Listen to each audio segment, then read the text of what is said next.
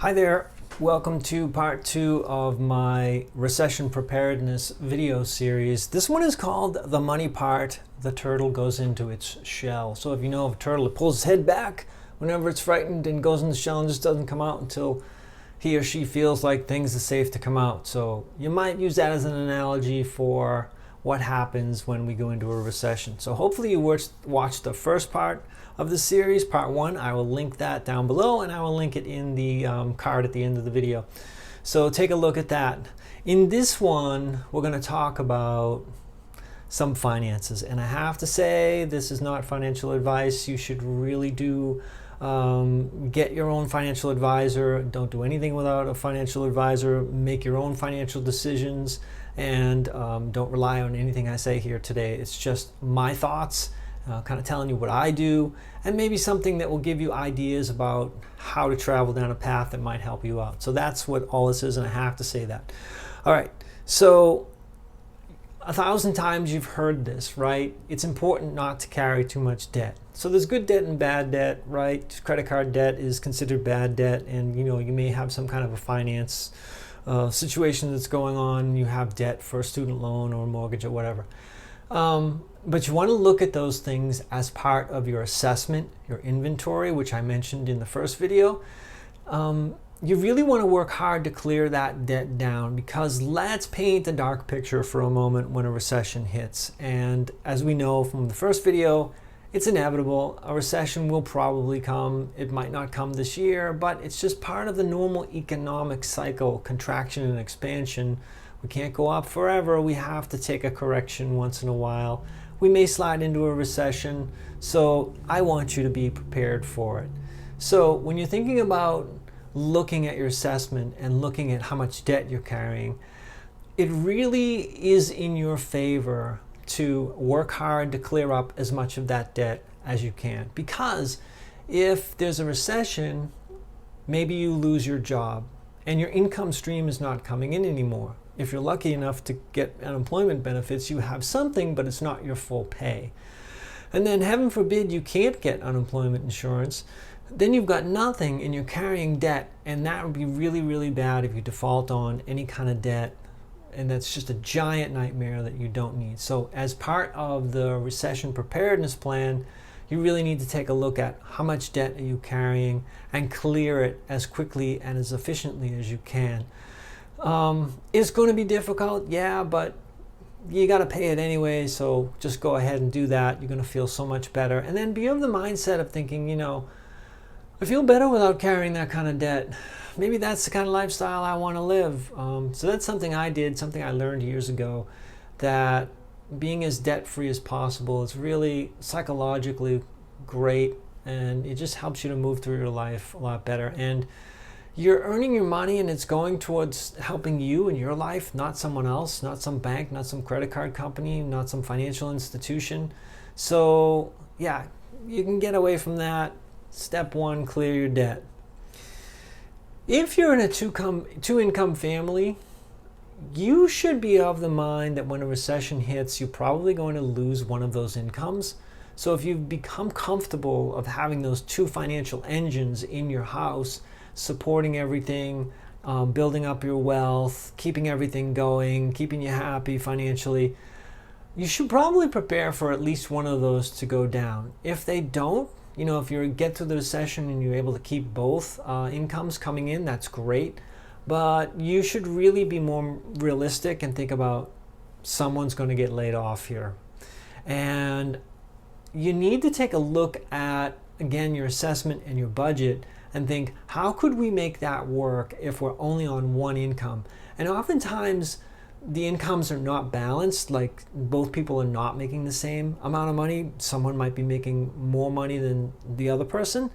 Prepare for the worst case scenario. What if your major source of revenue stream were shut down? Could you survive on the other one, right? So you need to think along those lines and come up with a plan to make that work. Some of the other sinister things that may be slowly leaking out your money are subscriptions. If you look at where your money is going out through your budget, you need to include the subscription membership things that kick in every year. Some of them are on auto subscribe. So, oops, surprise, you got a bill for $300 because you subscribed to this particular thing and it was on auto subscribe and you didn't realize that. You know, it could be antivirus software, it could be anything, right? Gym membership, maybe you're not going to the gym anymore, but they still have your credit card. So you want to look at those things and think to yourself, well, can I live without this particular thing that costs me X amount of dollars every month that I don't really need? So you might want to think about shutting that down. This is where, again, the turtle goes into his shell thinking, I need to take shelter here financially until this recession blows over. And you want to chop out all the extraneous things that you really don't need. Are they luxuries or are they necessities? That's two clear categories, wants and needs, right? So you need to think about more like what you need versus what you want. Nice to haves will probably go away during the recession. That's how you're going to survive this. I love to go out to eat. I love to buy things outside the house, but the reality is that's really expensive. So you'll need to think about not shutting it off altogether 100%, but, you know, probably cutting out going out to dinner so often, getting takeout so often, and learning to cook. I mean, part of being in a recession is you might be spending more time at home with your family, doing less things outside the house. Cooking together is great. Learning to cook is great. It's a great time to learn a skill like that, which will carry through for the rest of your life. So, and it's far less expensive to make your own food at home, buy the parts, make it. It's going to be wonderful. It's going to be delicious, and you're going to save a lot of money. So things like that. Where's the money going? Can I do that at home? Oh, I can't cook. I'm terrible in the kitchen. Now's the time to learn. Everyone who starts to be a cook is terrible in the kitchen to begin with, but eventually you learn, and it's really a wonderful skill. I learned at an early age how to cook. Thank goodness I did, for a number of reasons that I won't get into here.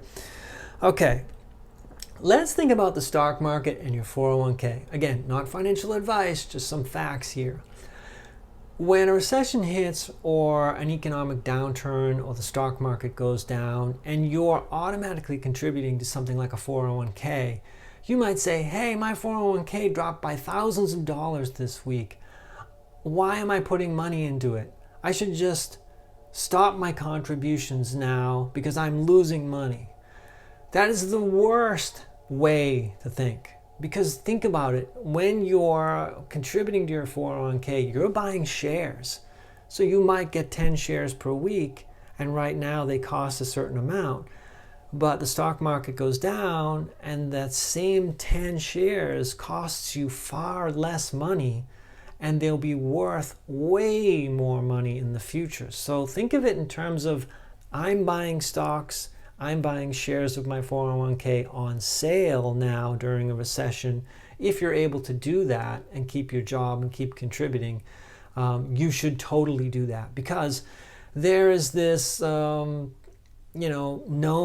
phenomenon that many people who get wealthy during economic downturns because they're able to contribute money and invest money at low prices. They buy low, and then over time the economy recovers, those prices go up, and they held on to it. So, again, you need to consult your financial advisor. If you're older and we go into a recession, that's going to be a different situation than if you're 20 years old or 30 years old or 40 years old. So, but if you're young enough to ride a recession out and keep buying shares at a low price, man, that's going to help you out so much when the economy recovers and we're back on track, and you'll be glad you did.